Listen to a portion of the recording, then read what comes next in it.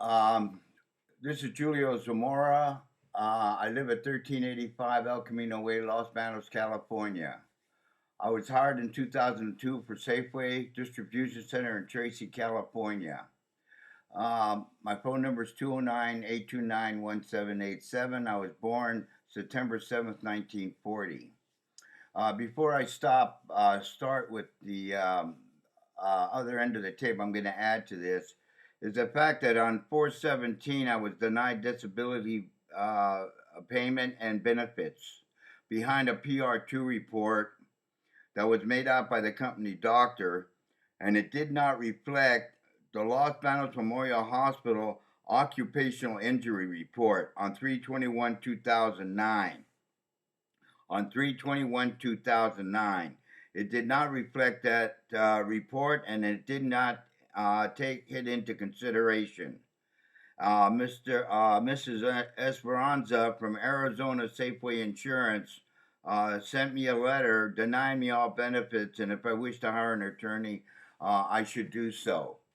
So again, the company doctor behind a PR2 report, I was denied all benefits, and it did not reflect the occupational injury report made out by the Los Banos Memorial Hospital, and a copy of that report was sent to my Dr. Yip, who's been my physician for 20 years or better.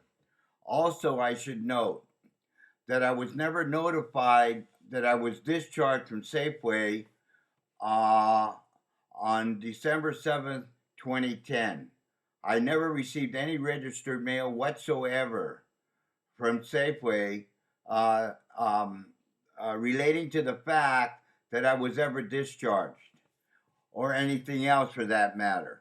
So I'd like to note that for the Judge Grill that I never received any registered mail from Safeway of any discharge whatsoever.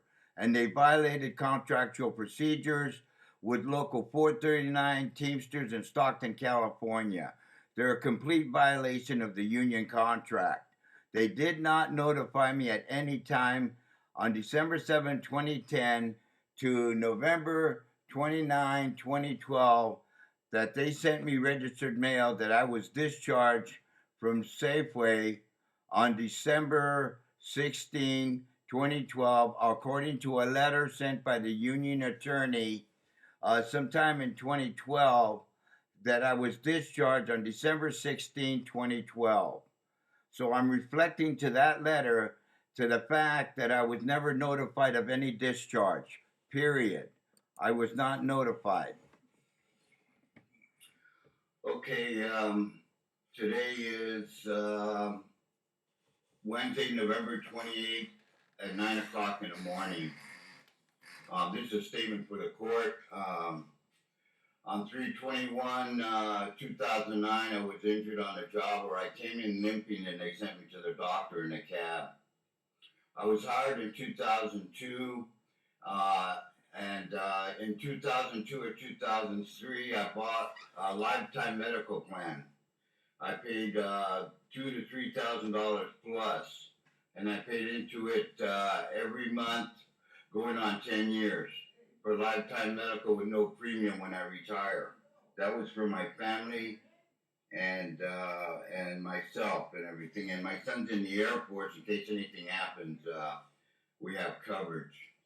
So long story short, on 3/21/2009, I came in limping, and I didn't know what the limping was from or what happened. I didn't. It just started hurting. My leg was swelling up. So they put me in a cab and they sent me to the company doctor. Now I should note I see Nancy Perdillo, who takes a drug and alcohol test. She's a technician. Well, anyway, I took the drug and alcohol test, and then she mentioned that it was a sprain, and then she called somebody on the phone, and I'm assuming it was Dr. Hubby. I don't know for sure. So in any respect, she wrapped my leg and sent me home, and I did a follow-up with Dr. Hubby. And she wrapped my leg and sent me home for a week, I believe it was, and I was on light duty. And I should also note I didn't take any x-rays or anything else. Just wrapped my leg and sent me home for a week. Um, when I ended up in the hospital during that week, and I was taking Vicodin at home because that's what I had. They gave me a prescription to get some medication at Safeway, but they denied it. So long story short, I had some Vicodin at home and I took that. That didn't work, so I ended up in the hospital, and my leg was really swollen, really bad. It was like a balloon. It was just swollen. So I was there all night long, and they kept shooting me up to keep the pain down and the swelling down. So long story short, in the morning, about 5 or 6 in the morning, I took an MRI. They couldn't figure out what the heck was wrong with me. The pain was constant and everything else. And I should note that when I went into the Los Banos Memorial Hospital in Los Banos, that I went in there for left leg pain. Left leg pain, the same thing I saw Nancy Perdios for. Okay, so they couldn't find out what was wrong. So in the morning, I took an MRI, like I said, and the diagnosis was low back, a pinched nerve. Okay, so in the morning, I think on the same day, I had to go see Dr. Hubby. It was a follow-up. Oh no, I was a follow with Dr. Hubby. I got out of the hospital. I was there for a week, and then I went and kept my appointment with Dr. Hubby. And I gave her the MRI, and the Los Banos Memorial Hospital referred me to Dr. Baby, and they sent a copy of the occupational report on the job injury occupational report. I sent a copy to Dr. Yip, my family doctor, who's been my doctor for 20 years plus.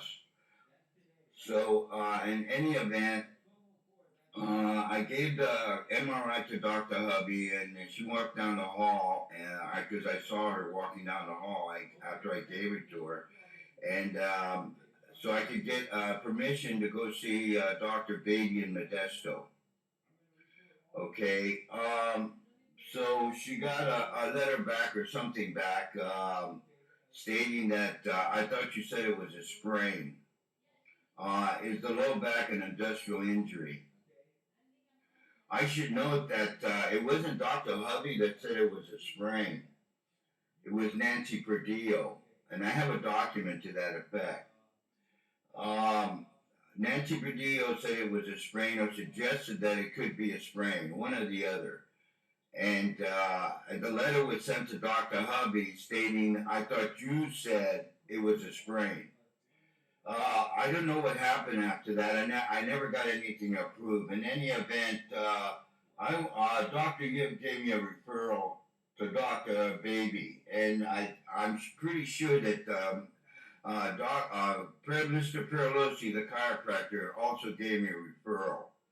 Okay, so and I should note that I have a severe profound hearing impairment since 2009 or before, and I took a DOT physical that's required every 2 years. Okay, and I needed hearing aids. The box was checked. Okay, and the company doctor, I remember one time that the company doctor also noticed that he checked the box too, that I needed hearing aids, but that was it. It wasn't, you couldn't call it a hearing test. It was just basically a basic hearing thing, loud, soft. It wasn't anything, how do you say it, a legal thing. It wasn't a legal hearing test. It was just a hearing test. And they should have followed it up, but they didn't. So, long story short, because I lose track, I have this profound impairment, and it's really hard for me. Anyway, let's see. What happened now? They sent the letter, and they didn't answer it, and I got, like I said, I went to Dr. Baby because of the referral. Now, when I got to Dr. Baby's office, they wouldn't do anything because it was an on-the-job injury, and I tried to explain that everything was denied on 4/17/2009. I'm not on it. They denied me benefits and everything, so I tried to use my Medicare and I still had insurance good for 30 days. So I tried to use that, but they said you can't do that. It's against the law because it's an on-the-job injury, state law. Now, I didn't know anything about this law or anything else. I didn't know that they even had a net. I really didn't know. I'm just a truck driver. I work 16 hours a day in 2002, and then in 2005 or 6, they switched it to 14 hours a day. So, all I do is work and go home, and that's it. I'm not familiar with the law or workman's comp or anything else. So I just work, okay, and do what I'm told to do, okay. And nobody refreshed my memory at any time or any point about workman comp rules and regulations or what I should do or what I shouldn't do. I just followed what the dispatcher said, go to the doctor, I did, and all these things that I mentioned took place. Okay, so I went to Dr. Baby, and they wouldn't do anything for me. And I should note that they had an MRI on my neck, on my back, and to my neck, and Dr. Baby suggested I need a plate in my neck. And the pinched nerve, it could be held off for a little while. He said he could put a plate in my neck, but the fact is I wouldn't be able to work anymore. And I told him I couldn't do that. I said, my daughter needs to finish. I need one more year. I need to work until she graduates from University of Merced.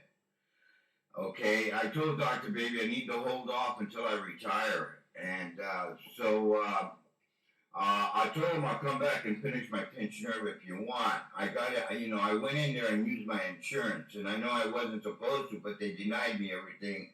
And what could I do? I was just stuck, and I'm not going to just sit there and do nothing. And I was unable to get employment because of false accusations in the way they sent me home. On top of that, I had a disability that wasn't, nothing was being done. What am I going to say to a new employer? Because I applied with Northern Transport, and I mentioned to them about the falsification, and my logs weren't complete, and I didn't have all my hours. Because he changed my hours on my logs, and they weren't correct. He took 45 minutes out, and so I didn't have my total hours and everything to give to Northern Transport. On top of that, they said she was going to hire me. She gave me to the supervisor, and she told me to hold on when I told them they make false accusations, and the supervisor took over, and he said, no, we can't put you to work until you return to Safeway and clear that false accusation, okay? That needs to be cleared. They need to be taken care of, because otherwise you're not going to get a job, okay? So that took care of that. I just want to say it for the record that I don't want anybody to say that I didn't make an effort to get a job. And I should also note, I filed with EDD, and they said Safeway was in a conflict of liability. Conflict of liability. I sent them all the documents. Okay, Dr. Baby, the secretary said she wasn't going to do anything for me. When I was there, I called Adam Stewart's office, who I hired on 4/17/2009. And they told me to go home and wait for a phone call. That's all they could do. They couldn't do anything else. So I went home and sat there, and nothing ever happened. So that's how I ended up back there. To have them check me out, and I gave them the MRIs on my back and my neck and everything, and that's how we got in that conversation. And I have a copy of that, and I have a copy that he states that if he puts the plate in my neck, I won't be able to work anymore. And we discussed it, and I told him I've got to get that 1 year to get my daughter through the university. I know I'm in pain. But I go to acupuncture with needles, and they give me under pain control, and I take herbs that I pay for out of my own pocket. And I should note that I've been paying for therapy for some time now. And they deducted a vacation day and a sick day. And each day they deducted was $186, like $186 out of my pocket to go to therapy for an on-the-job injury. And so I hadn't had a vacation in maybe 5 or 6 years, whatever it is. And I don't even know what a vacation is. But back to the disability. Okay, so I saw Dr. Baby. He told me what it is, and then I had to wait for Adam Stewart. There wasn't anything I could do. On 417, they took me off of disability and benefits, so I didn't have any coverage. And Mr. Perlosi, the chiropractor, wasn't being paid. He didn't get paid. My understanding was in 2012. 2012 from 2009. And I had a full release to go back to work, and I sent it to the EDD, and they refused to put me back to work in 2009. And they kept taking me off work, putting me back on, taking me off. I barely even worked in 2009, and they didn't pay me back benefits, pension, anything, not even my lifetime medical, which they contribute to. So they just didn't do anything. They just left me hanging. Okay, so 417, they denied me everything. And when I hired the attorney on 417, Adam Stewart, because they sent me a letter denying me everything, I hired an attorney, and I went back to see Perlosi. And when I got there with my wife, Diane said that Perlosi doesn't think he's going to treat me anymore because he's on the Safeway with, he's on the phone with Safeway. And so I said, I'm going to sit and wait. Oh, so I sat and waited for some time, and me and my wife went into the office, and he just got off the phone with Safeway. He referred that he wasn't going to treat me, and then I mentioned to the fact that I hired an attorney, and he changed his mind. Now, this man was really shook up. I mean, somebody rattled him. I don't know what, but he wasn't too happy. He really didn't want to treat me. But he changed his mind, and he continued to treat me. At that point in time, I asked for a change in position to Dr. Yip because of the fact that when he was treating me, he was treating me for everything. Spasm, my neck was kinked now and then and stuff like that. I don't remember everything. But the fact is, when I had a low back because Memorial Hospital said that's what the diagnosis is.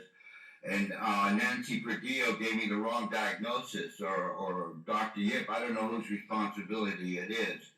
But anyway, they gave me the wrong diagnosis. So I figured that I should see a doctor. And the fact that he didn't want to treat me, it made it more prevalent that I should see Dr. Yip and make him my treating physician, or ask permission to make him my treating physician, which was denied, or it wasn't denied, whatever it was, there were no reply. There was no reply, and today is Wednesday, November 28, 2012, and there still is no reply. They told me to pick somebody from the net, MPN net, okay? That's what they said, and we don't need to go into that because my attorney, which I had to dismiss Adam Stewart, because the indifference we had and the fact that every time I went to the settlement conference or the first day I saw him, he said Safeway screwed me real good. Now, if he knew that, he must know I was innocent. But no, he proceeded, and something else. Every time we had a settlement conference, he would make a statement to the fact that, are you out of money yet? Are you ready to take the settlement conference or the offer? How are your finances and things like that? Now, it's not the exact words, but you can get them from my wife. My wife was going to testify, and she knows exactly how he said it. And that wasn't the only thing that he said that wasn't proper.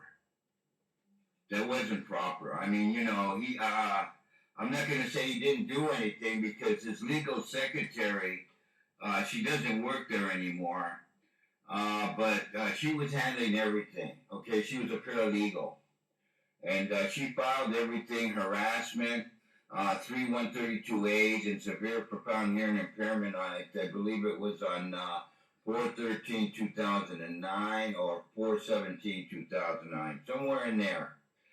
And so that was that, and she kept asking for a QME report, which she had trouble getting, but I finally got one in the year of 2010, October 13, 2010.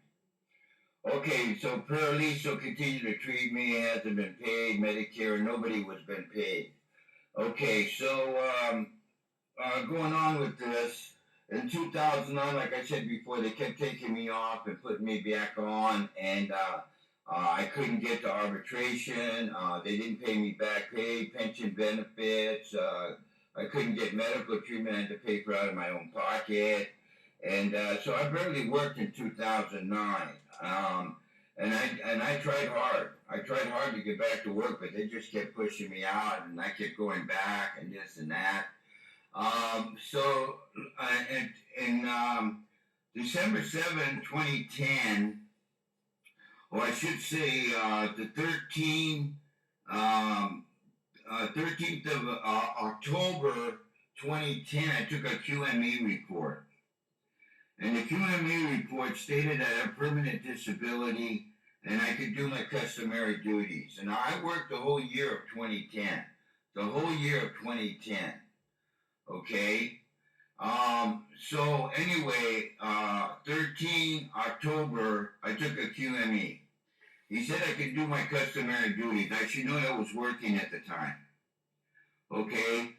So, and I received that a notice of offer of work, which they took 15% out because I had a permanent disability. What they took it out from, I have no idea. Like I said, I don't know anything about workman's comp law. So they're going to take, or they did take 15% out. Plus, I'm guaranteed 1 year of work. And whether they said I need to pick a shift and the time and whatever else, and if I want the same location, etc., etc. And I'm supposed to fill it out and turn it in within 20 days. Within 20 days. And if I don't do that, okay, it's going to be deemed accepted. It's deemed accepted. In other words, it's enforced no matter what. Whether I agree or don't agree, I'm to work that 1 year. Okay, that's how I look at it. So anyway, long story short, on December 1st, 2010, I received it. On December 3rd, 2010, I went to work. On December 7th, they flat out sent me home, and I had a notice of offer of work, good for 1 year. Okay, I was unable to turn it in because they just sent me home and they wouldn't let me clock out.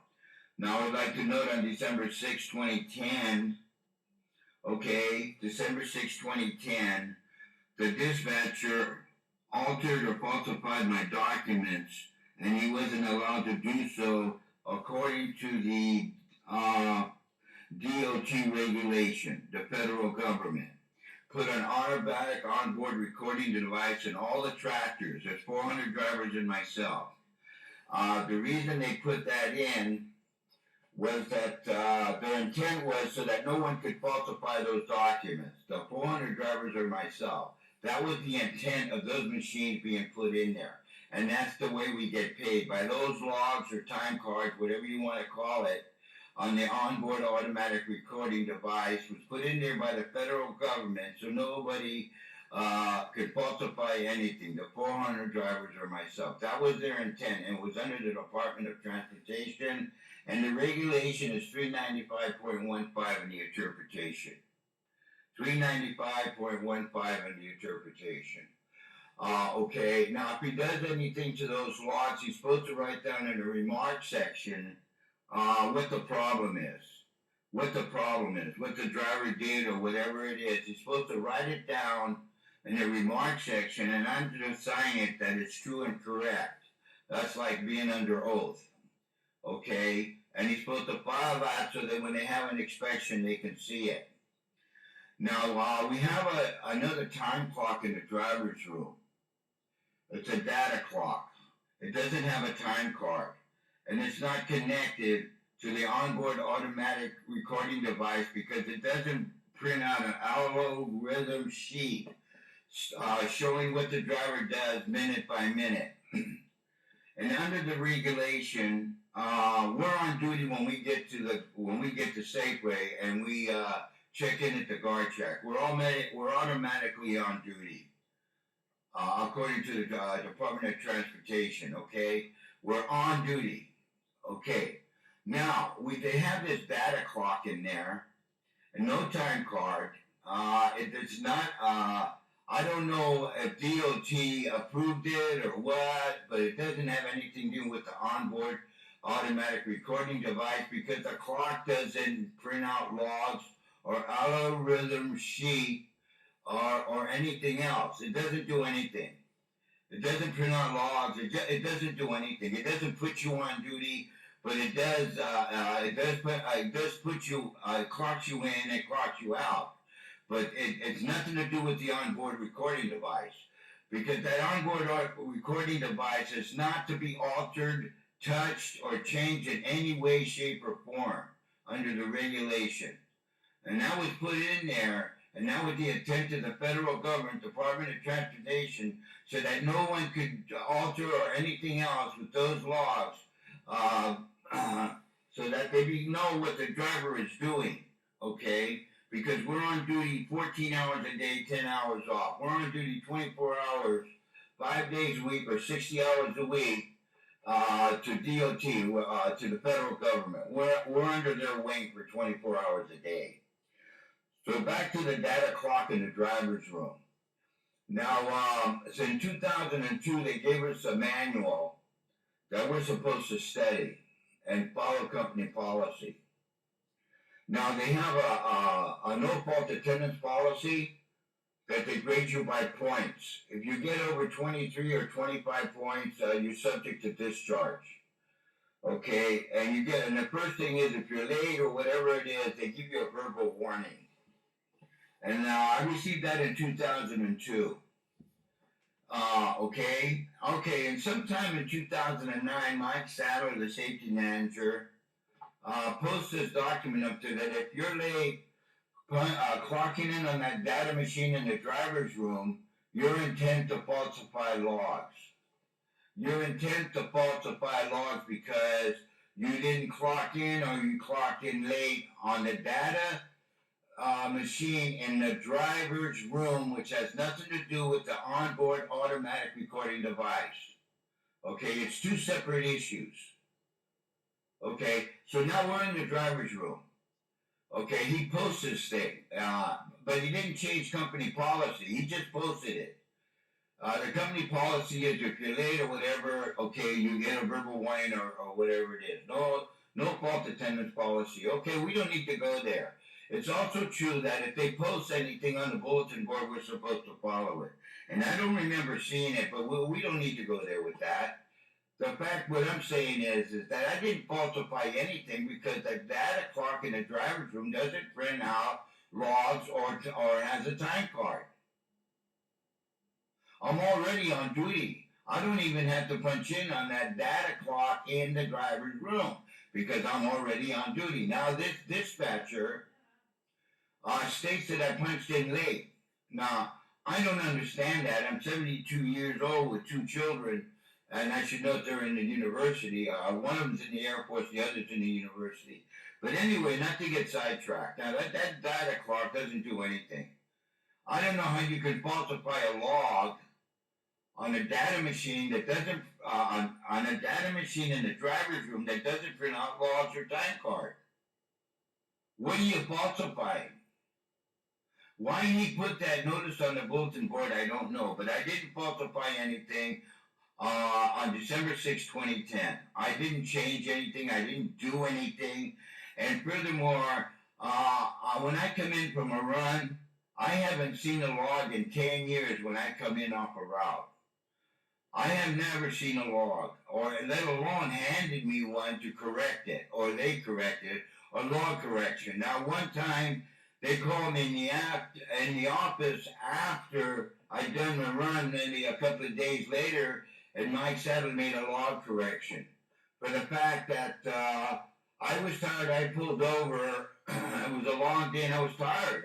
I couldn't keep the truck straight, so I pulled over, and I thought I'd take a 10-minute break.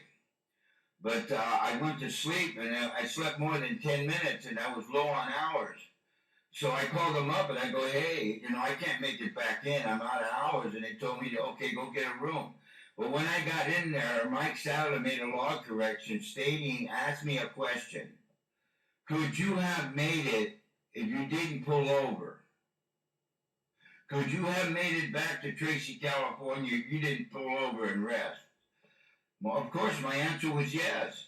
Right? It's correct. I could have, yeah, but I was tired. I didn't want to have an accident, and he approved the layover. So anyway, long story short, I got wrote up, and he made a law correction. Okay, and the reason I brought that up, not just to make Mike Sattler look bad or anything. It isn't about that. It's the fact that he made a law correction. Okay, according to the Department of Transportation regulation, he was following regulation. Okay, and I'm not going to debate with him or anything else about anything, what's right or wrong or what the rules are. He's my supervisor. If he says that's how it is, that's how it is. And I'll follow it, okay? I'm not going to commit insubordination because I'm not the supervisor. And I know that, okay? And so that's it. That's the bottom line. I didn't debate with him. I didn't disagree with him. He said, could I have made it in? I said, yes. He wrote me up, and I signed it to be true and correct. Now, on December 6, 2010, I should note there was no law correction made. The dispatcher took the time from the data machine in the driver's room and changed my time on the logs. Now, I lost 45 minutes on my time card because of his actions. Okay, he altered my logs. He falsified it on December 6, 2010. And he didn't make me aware that he did that. Okay? He did it, and he didn't make me aware of it on December 7, 2010. And I didn't sign anything to be true and correct. So I lost 45 minutes. And if that wasn't bad enough, on December 7, 2010, they flat out sent me home, and they wouldn't log, and they didn't let me log out. So I've been sitting here on standby, you could say. Okay, and I had a permanent disability. I had a notice of offer of work that they held up for 2 months, so they knew about it. The fact remains that they received an FMLA approval, a third opinion, because twice I tried to get FMLA. For whatever reason, they kept denying. They're in a state of denial since 2009. They have been. Okay, they don't admit anything. They will not admit anything. Okay, so long story short, the dispatcher on December 7, 2010, and there was no shop steward present, so there was nobody there to explain to me what was going on.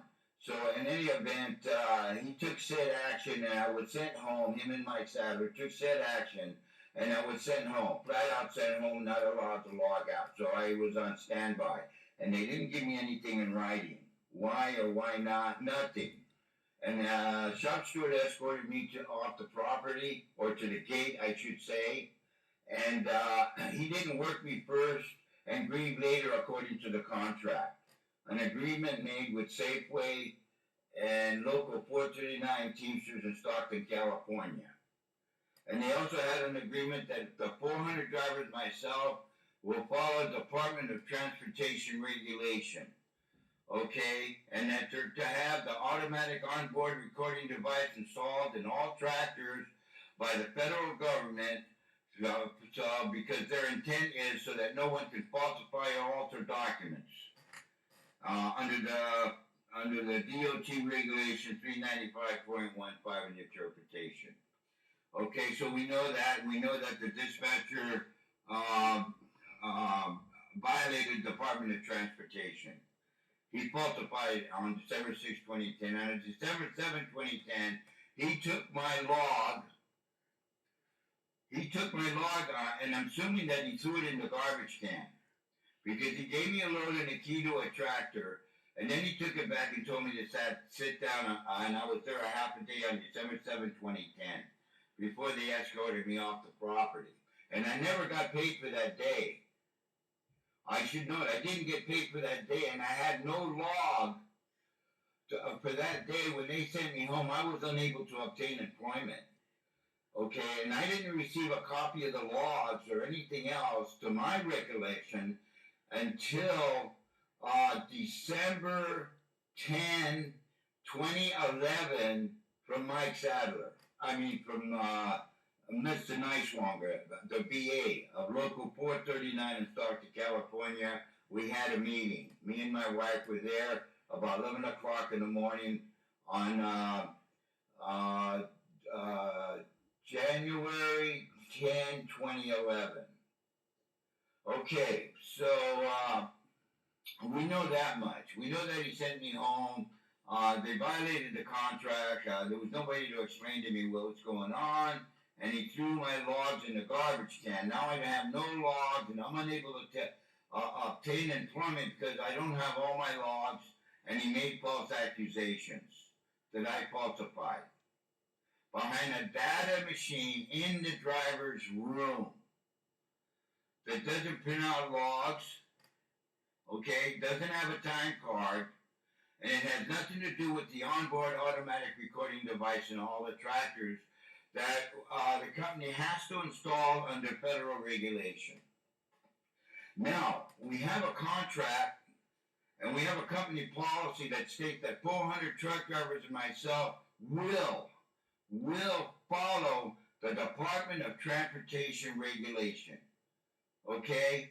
That's what it says. And that we're to follow that. And that means that we're under their wing for 24 hours. 24 hours. Okay? So, and yes, we do have a no fault attendance policy. That's true. But it doesn't, I don't know how the company runs their business. That's their business. It's not mine. So I don't want to take my statement misleading because probably somebody will try. And I'm not trying to change anything or do anything. I'm fighting for my life here. I didn't do anything wrong. And I got to get my daughter to the last year of the university. She only needs one more year.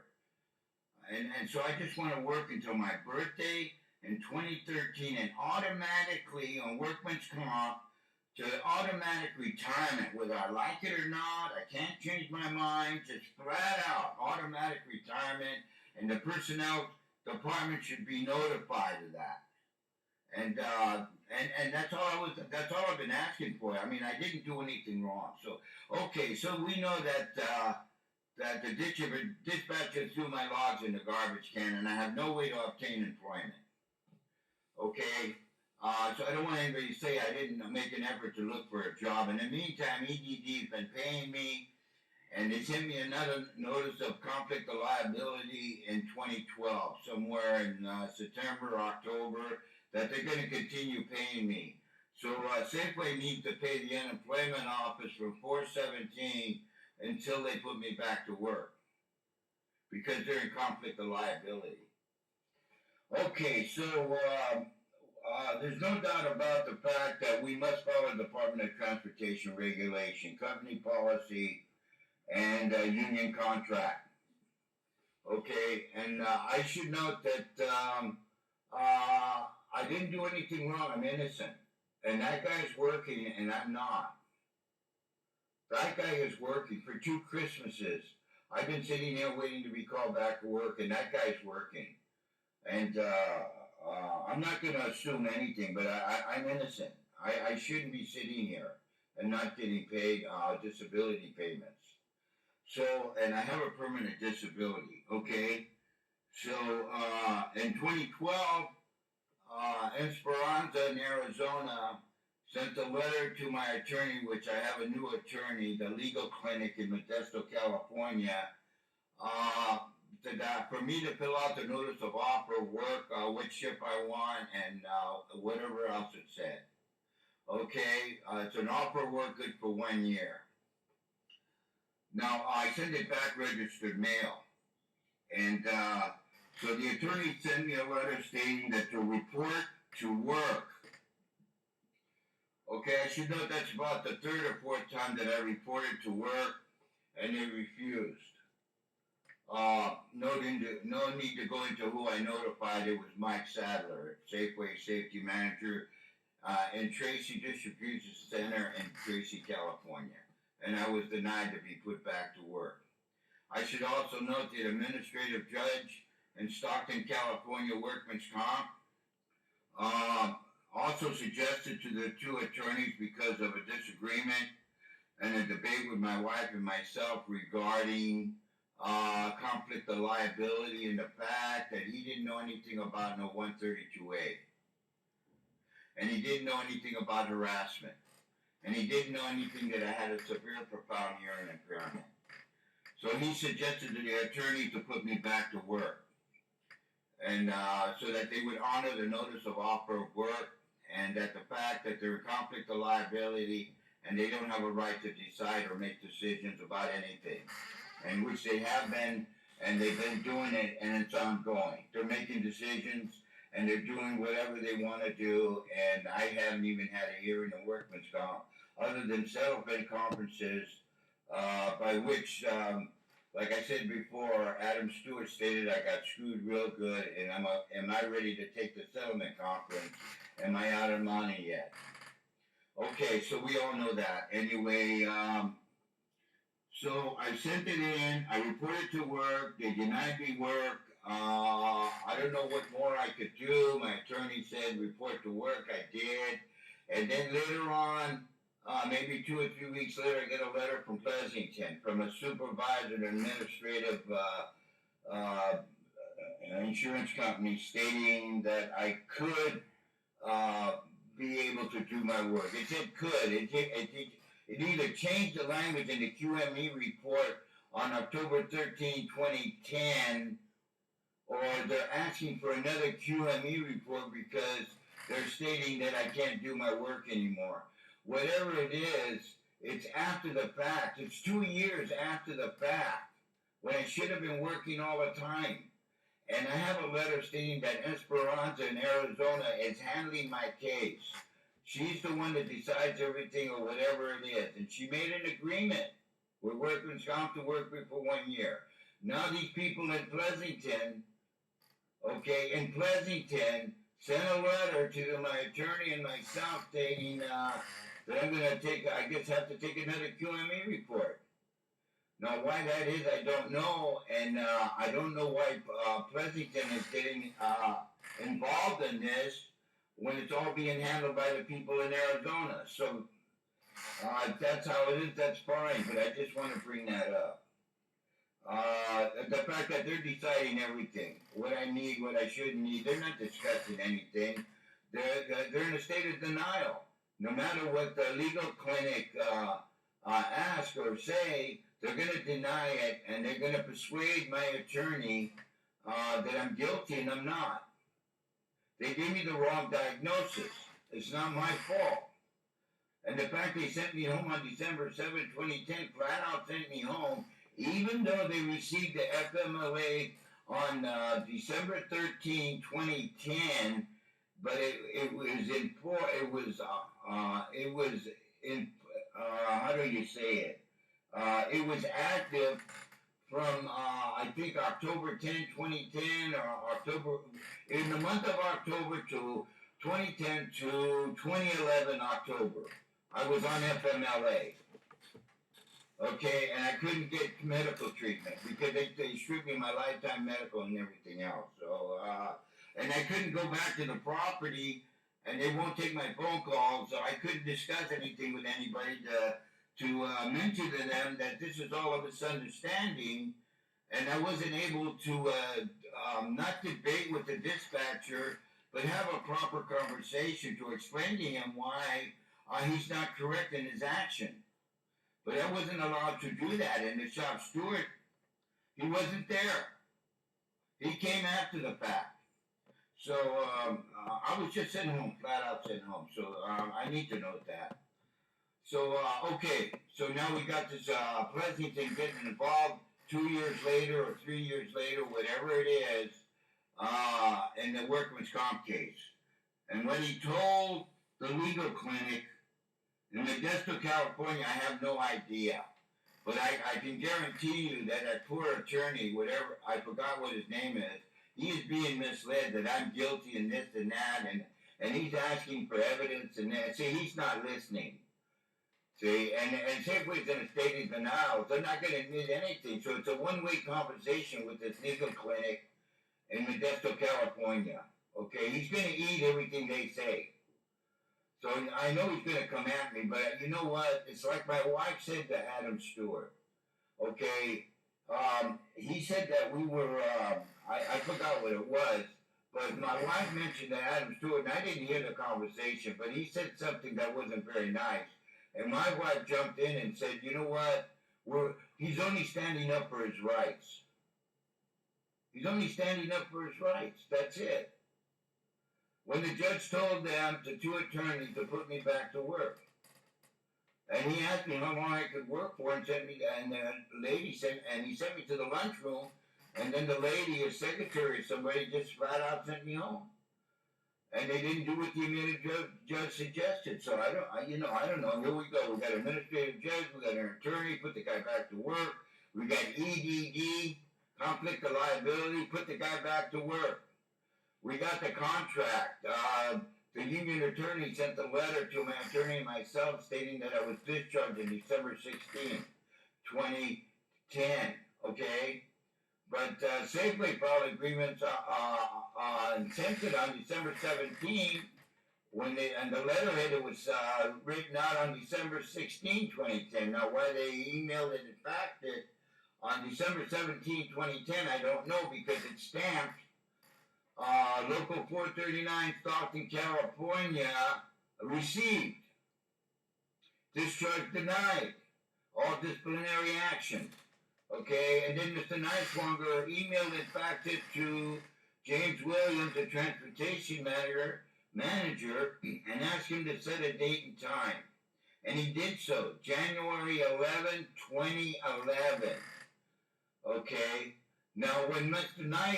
Mike Sadler filed his grievance, he made it out on December 16, 2010, and emailed it or faxed it to Mr. Nicewanger. On the left-hand side, nobody was notified. And it says employee. It doesn't say Julio Zamora.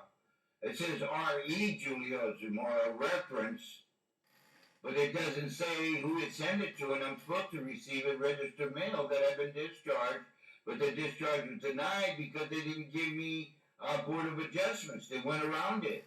And Board of Adjustments is to hear all discharges within 30 days. That's the contract. Within 30 days, and I didn't have one. So I wasn't discharged on December 17, 2010, because Nicewanger sent the email back to James Williams to deny all disciplinary action and to send proof, documents, photos, etc., whatever you have to prove that Julio Zamora is guilty. What evidence do you have? By December 25th, 2010. By December 25th, 2010, prove all your accusations, whatever it is, about what happened on December 7, 2010 or December 6, 2010. Okay? They didn't do so. They didn't do it in 10 days, 20 days, or 30 days. They didn't even reply. They did not reply. Okay, so the union told them to put me back to work on December 17, 2010. If they didn't respond within 10 days under the contract, and they violated the contract, and they also violated step 1 and step 2, null and void, final and binding. Final and binding. Discharge denied. Okay. They didn't put me back to work, so I filed for arbitration. Arbitration was denied by the union attorney, and why he sent me a letter saying I was discharged on December 16, 2010, which he's correct. But he didn't mention anything that the discharge was denied on December 17, 2010. Why he left that out, I don't know. And why he didn't mention the Board of Adjustments, I don't know. But the fact is, it's after the fact. I'm correct about this. Okay? So, he denied me arbitration, and he said, my understanding is that you have a workman's comp filing and this and that, so you could take this up with workman's comp. I don't know what he means by that. I take up what? The discharge was denied. But he said you could take up these issues with workman's comp. Okay, fine. I'm still not back to work. And here I've been sitting since December 7, 2010. Okay, and I've been on workman's comp since 4/17/2009. I filed, and and it's taken 2 years, and I'm still not back to work. Okay, so I need my back pay by court order from December 7, 2010, ongoing until I'm returned to work, according to the notice of offer of work, which I asked for the shift Eureka run at 10:30 in the morning, 14 hours a day, overnighter. And I have seniority. I was hired in 2002, so work is available. There's no doubt about it. I got at least almost 200 drivers underneath me. There's work available. But they still refuse to put me back to work.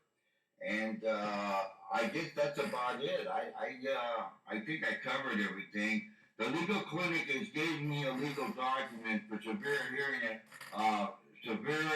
profound hearing impairment, ordered by the judge, Grill. He ordered it. Yeah, he took the case off calendar because I didn't have a proper hearing aid and I didn't have an interpreter. And there was no legal document, which I handed him a document from a hearing specialist that I had a severe profound hearing impairment.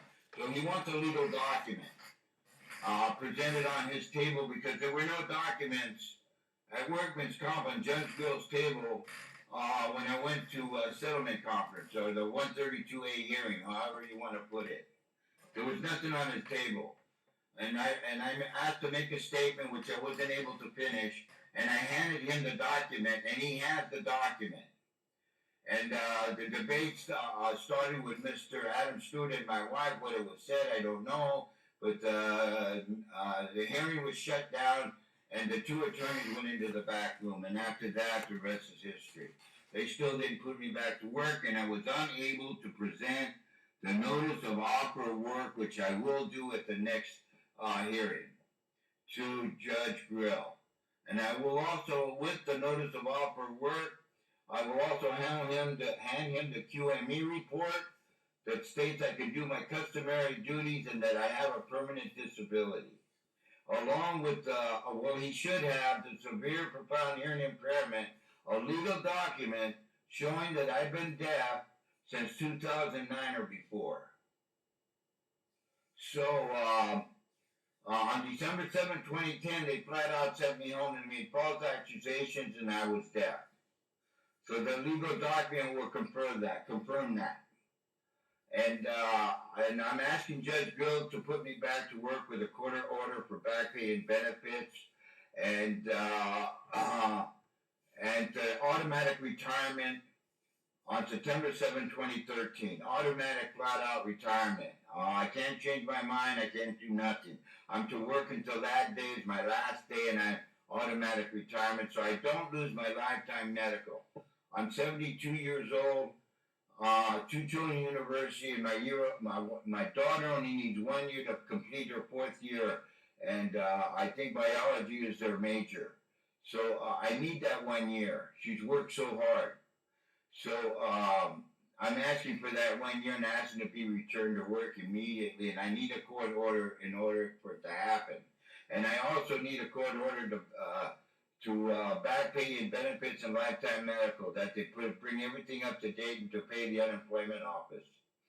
And I don't have to pay back that $3,000 they say I owe them, because they gave me the wrong diagnosis.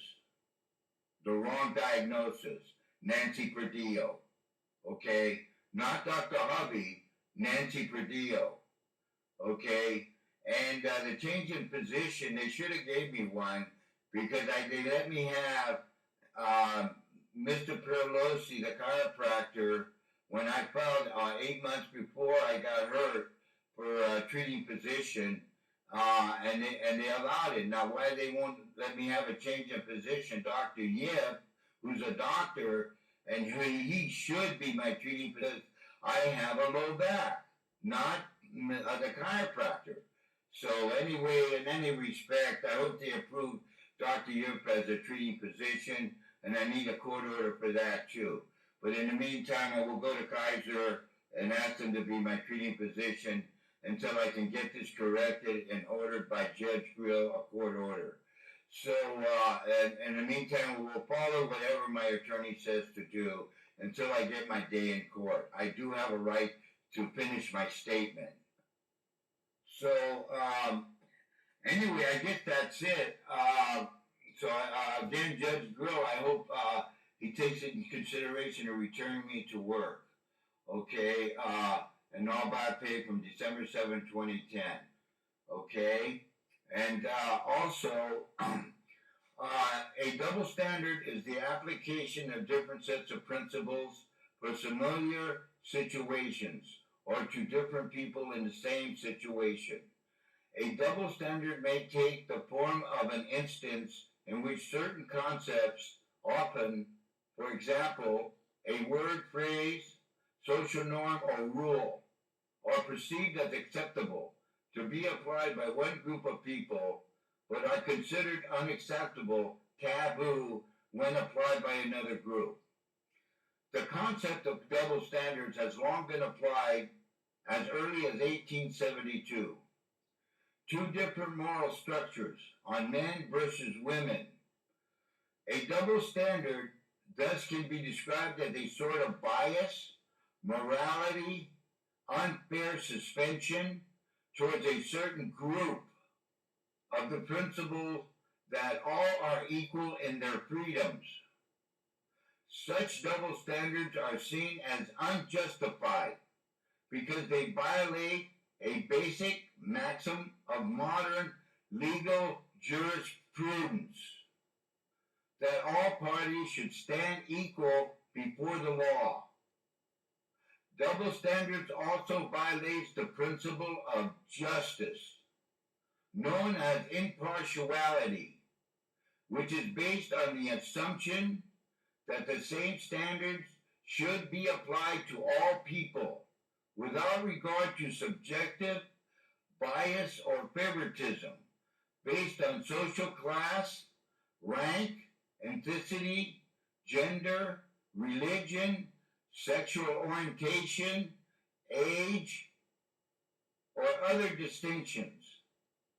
A double standard violates this principle by holding different people accountable according to different standards. The phrase, life is not fair, may be invoked in order to mollify concerns over double standards. There is a distinction to be made between double standards and hypocrisy, which implies the stated or presumed acceptance of a single standard a person claims to hold himself or herself accountable to, but which in practice may be disregarded. Being hypocritical to the double standard is then a positive example of hypocrisy as well. Okay, I wish the judge would consider that, and life is not fair. I invoke double standards, and I hope the Judge Grill considers this. And so I'm asking to be returned to work, and so for some court protection so that there's no guarantee they're not going to treat me the same way they did in 2009. Not paying me back pay and benefits, lifetime medical, taking me off work, putting me back on, taking me off, making false accusations, just the whole thing. So I'm asking automatic retirement, and I don't want to repeat myself, Your Honor. So I hope Judge Grill considers this. We're really in bad shape, and I need the money to get my daughter to university. She just needs one more year. So I should note that if it's all possible, the judge report me back to work as soon as possible. And I'd like to say one more thing. The Social Security, they're going to downgrade our Medicare and everything. They're working on it right now. So we're going to end up getting less medical treatment. We're going to have to pay out more money. That's why I bought the lifetime medical insurance, to cover myself and my family. And I need that extra medical. I paid for it. And I have a disability, so I need it very badly. I need to be returned to work. And that's the only way I can get it back. I don't think Safeway is going to buy me another medical plan. Okay? A lifetime medical plan that covers vision, hearing, medical, prescription drugs, and eyeglasses for my whole family. I don't think they're going to try to replace that. And I don't pay any premium, Your Honor. I mean, I don't pay any premium. I don't pay any payments. Okay? It's a gold plan under the health and welfare. Okay? And you only can get that when you retire. The health and welfare fund is a different issue. Those are normal insurance that you pay when you're working, and the lifetime medical is not active then. It's only active when you retire, and you cannot be fired, because if you're fired, you lose it. Now, on December 7, 2010, I was not fired. Okay, Your Honor, Judge Grill, I was not fired, so I shouldn't have lost it. I have no medical coverage right now. I have nothing.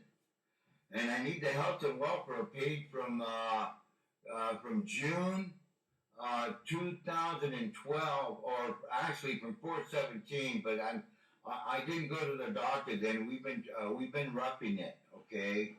And I've been paying my daughter's insurance in the university, which is quite expensive. So, but my wife ended up in the hospital, and we got a $10,000 or $12,000 hospital bill. And the only way I get the insurance company to pay it if they pay my health and welfare from June or July 2012. They don't have to pay before that because I didn't use the Teamster insurance, and I have an option to do so. But me and my wife have been roughing it until then. So I need the health and welfare paid from that month on. All back pay and benefits and health and welfare from June 2012 and on. I would appreciate that consideration.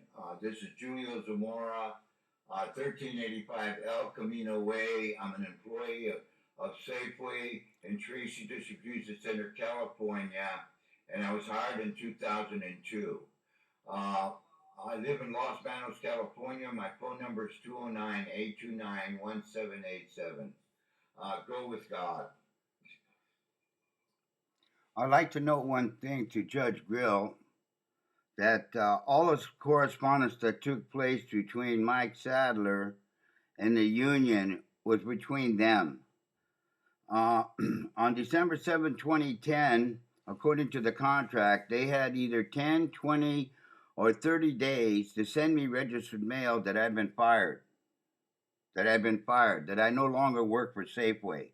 It's their responsibility to inform me that I do not work for Safeway. Well, I've never received any registered mail in the year of 2010 stating that I don't work for Safeway anymore.